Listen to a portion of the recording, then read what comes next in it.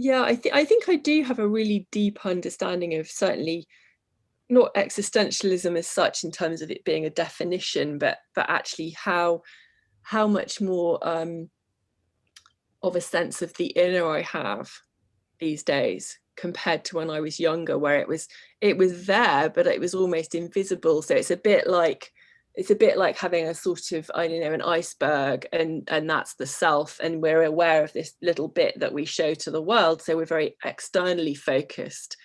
Who can see me?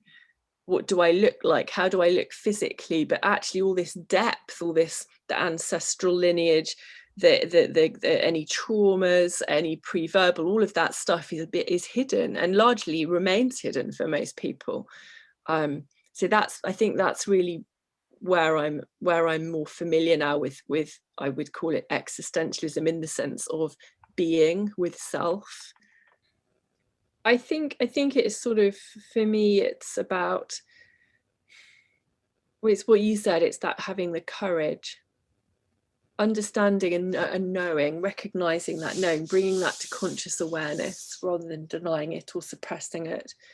But also there's something for me about that awareness that actually you can get through this stuff, whatever it is.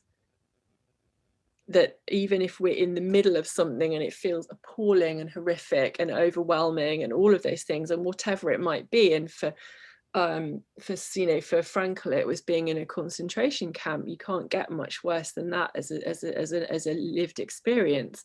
But there's that sort of sense of an invitation to find the beauty in that, if you can. And some people would be horrified at me for saying that, but there's still, even then, in that sort of circumstance, we still have a choice in how we show up, what our inner world is still ours.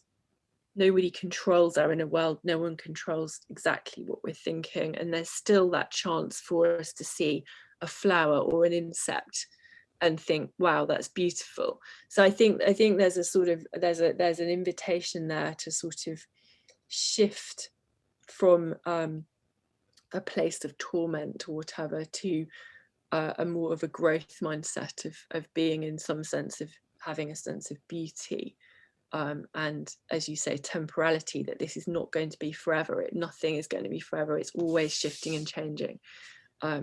That alone can make anything that feels unbearable more bearable. Yeah. And it fits with me. I'm a strong advocate of mindfulness. Not necessarily a mindfulness-based cognitive therapy, more of a sort of Buddhist approach towards that, of the sort of, say, there's a beautiful poem by Rumi that says, well, it talks about the guest house, and it says, welcome it all. And it's all about, even if it's something awful, still welcome it, be with it. It's not just about being with the nice stuff. It's all of it, isn't it?